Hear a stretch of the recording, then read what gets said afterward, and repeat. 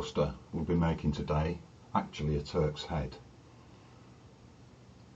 The same knot can be tied to make a napkin ring, like the image at the bottom there.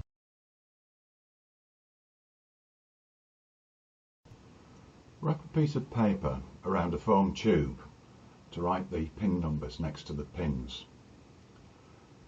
Use 5 pins at the top and 5 pins at the bottom of the paper to hold the paper in place. The distance between the top and bottom set of pins needs to be about 1 inch, and the pins should be evenly spaced around the tube. You can do this by eye or feel. Exact spacing isn't vital because we'll be removing the pins at the end anyway. Number the pins at both ends 1 to 5, with pin numbers at the bottom directly underneath the same numbered pins at the top.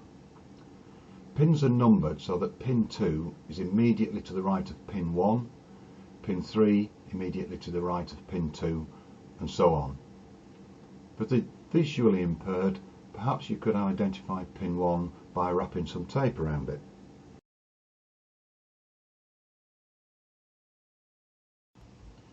You'll need 2 meters of paracord for this project. Fasten one end of the paracord to pin 1 at the top, leaving 1 inch or 2 protruding above the pin.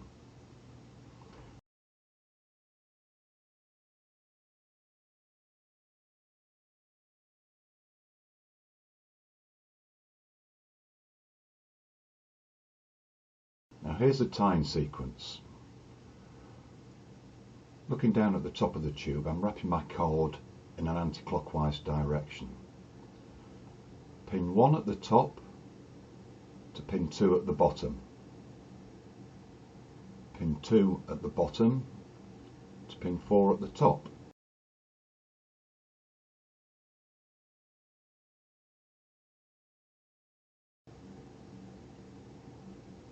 Pin 4 at the top to pin 5 at the bottom.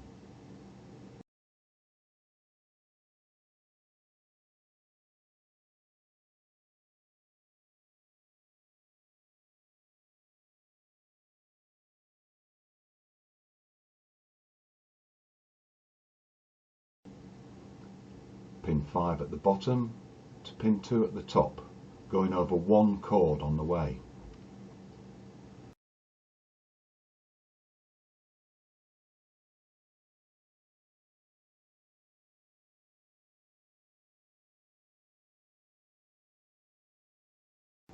Pin 2 at the top to pin 3 at the bottom, going over 1 cord on the way.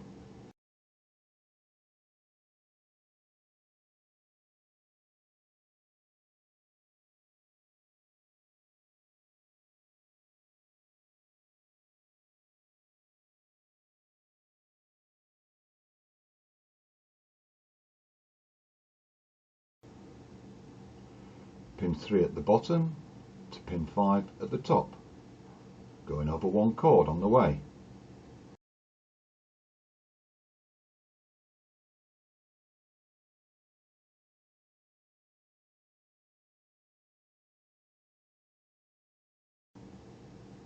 Pin 5 at the top to pin 1 at the bottom, going over 1 cord on the way.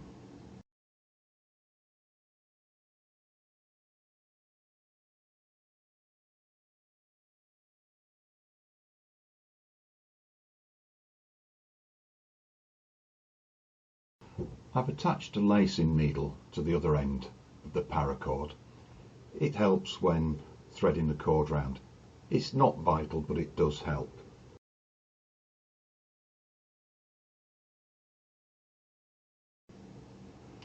Pin 1 at the bottom to pin 3 at the top, going under 1 and over 1 on the way.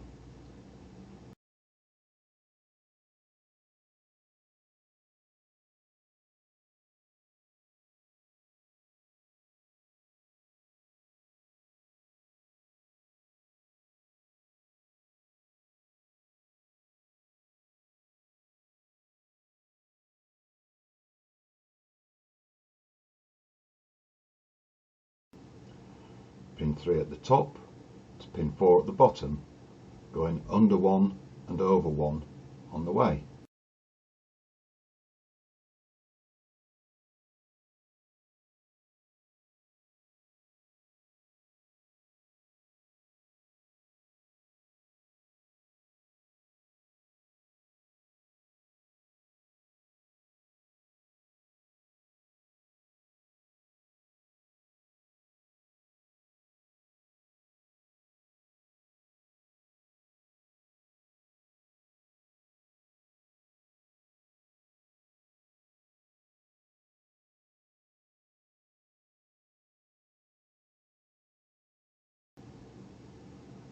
Pin 4 at the bottom to pin 1 at the top, going under 1 and over 1 on the way.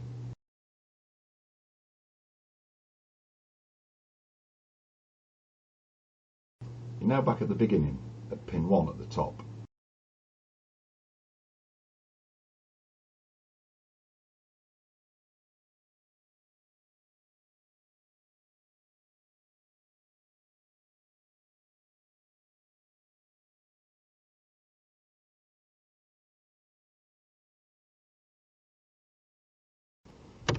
I'll use another pin just to keep things nice and secure.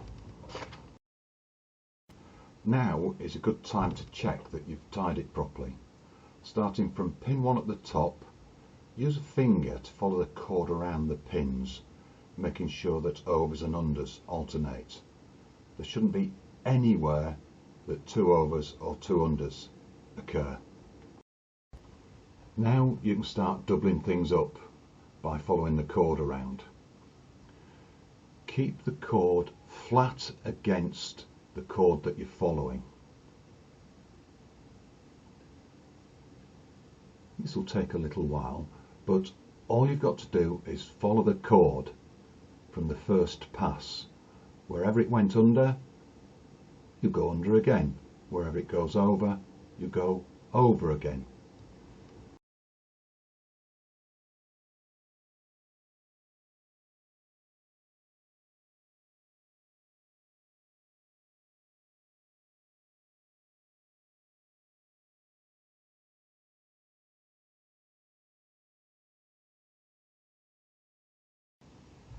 If you'd like this to be a napkin ring, then follow the cord around a 3rd time.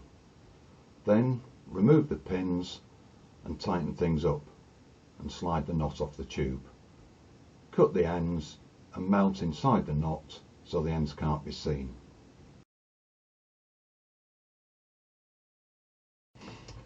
We're going to make a coaster though, so I'm going to remove all the pins. I'm going to slide the knot off the tube. I've done 2 passes.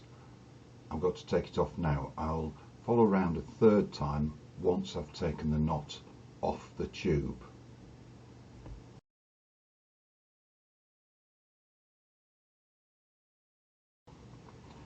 I'll place the knot on a table and flatten it out.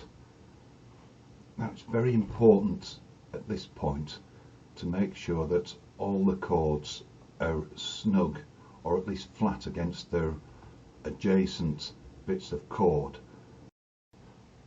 It's worth reminding ourselves exactly what it is we want to finish up with, and that will help us figure out what we need to do to keep this flat.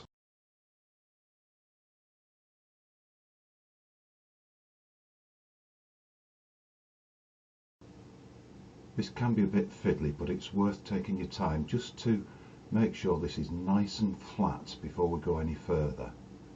Because we've slid it off the tube, it will need a little bit of manipulation just to make sure it's flat.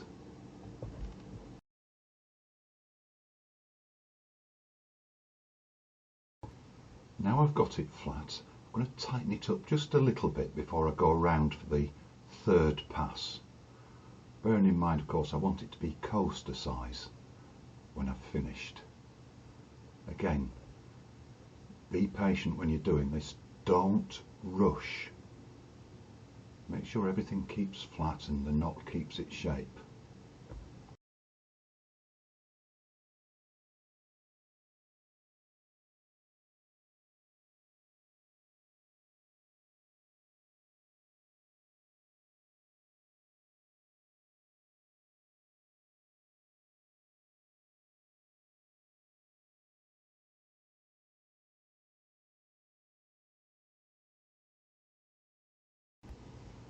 Now I've got it nice and flat and about the size I want it, so I can now follow the cord round a third time.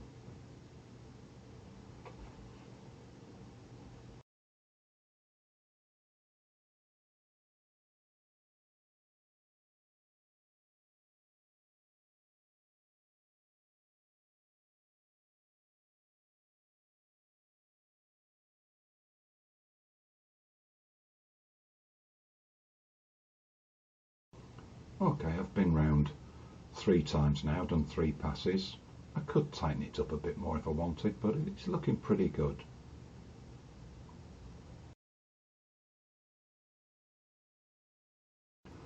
I'll turn it over and snip the ends off so that I can melt them against the underside of the coaster, so that when it's turned the right way up, the ends won't be noticed. That probably needs just a little bit of adjustment now to make it nice and even, but I reckon we've cracked it. With this example, I've tightened it up quite a lot so that the hole in the middle is a lot smaller. Come Remembrance Day, I can put a nice little black centre in there and it'll become a poppy. Thanks for watching, and don't forget that the link to this video, along with written instructions, can be found in your workshop document. See you in the next one.